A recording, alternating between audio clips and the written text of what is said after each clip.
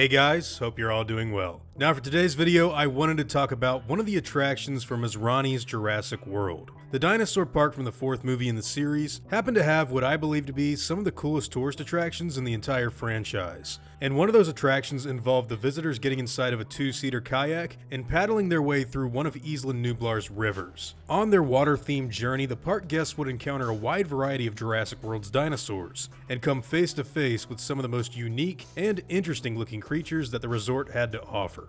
This kayak tour was known as the Cretaceous Cruise, and it was actually seen on screen during the ACU's hunt for the Indominus. If we just go by what's shown off in the movie, we can see that the park guests are getting close up and personal to a small group of herbivorous dinosaurs, apatosaurs and stegosaurs to be exact. But if you look closely in the background, you'll see a few Parasaurolophus as well. They're hanging out on the left side of the bank, which is something that I actually didn't even notice until I decided to make this video. Now, believe it or not, the Cretaceous Cruise would have a lot more to offer besides the peaceful and plant-eating attractions. In fact, also inside of this very same exhibit would have been carnivorous dinosaurs like the Metriacanthosaurus, Baryonyx, and Suchomimus, the latter two being crocodilian-like piscivores that are in the same family as the Spinosaurus. One of the first questions I had when going over this attraction was how the ACU was able to keep any of these carnivores from attacking any of the park guests. People would be rowing by defenseless on what I assume would have been a daily basis,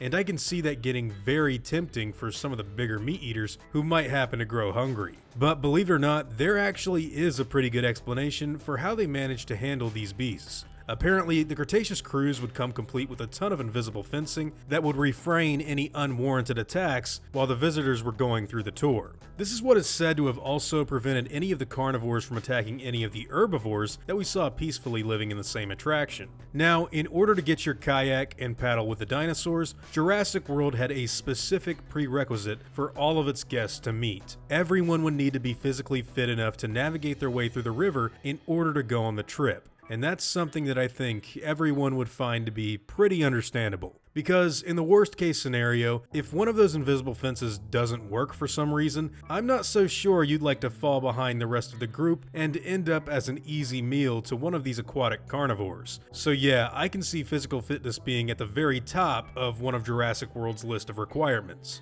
With that being said, the chance to row alongside animals like the Stegosaurus, Parasaurolophus, Apatosaurus, Suchomimus, Baryonyx, and Metriacanthosaurus had to be something that a ton of people found enticing. Even if none of those big gigantic dinosaurs excited you, you'd still get to check out the very small herds of Microceratus that happen to inhabit the same exhibit. So honestly, there's really no reason not to get excited about one of Nublar's most noteworthy attractions. John Hammond himself envisioned this ride during the days of the original Jurassic Park, where it was affectionately named the Jungle River Cruise. You can see it mapped out in conceptual drawings during the famous lunch scene that takes place in the first movie. Sadly, that resort would never see this idea become a reality, but Simon Masrani would make sure to bring it back for his highly successful revamp of the Dinosaur Island Dream. Anyways, what do all of you guys think about this attraction? Would this have been something that you would have wanted to check out in Jurassic World, or are there other exhibits that you find more interesting? Personally, this has got to be one of the coolest tours that I've seen shown off in these movies. Actually passing through the habitats of these prehistoric titans had to have been a pretty incredible experience. But hey, whatever your own individual thoughts and opinions are on this attraction,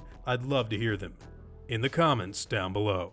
Now before I go, I want to thank all of my game wardens, like Zombie Salamander and Jada Becca, as well as all of my InGen executives like Ryan Seavey. I'd also like to thank all of my park workers and InGen hunters as well, Danny Rabin, Patrick Hyde, and Ricky Vasquez. Words can't really express how awesome it is to receive all of your support, and I honestly can't thank you enough for all the help that you give me. Really, it truly means the world. Now I'd like to thank all of you for watching this video and hope that you all enjoy today's content. If you feel like I deserve it, I'd appreciate the like and hope that you'll consider subscribing if you're interested in hearing from me again. I'll see you all in the next video, guys, and as always, take it easy.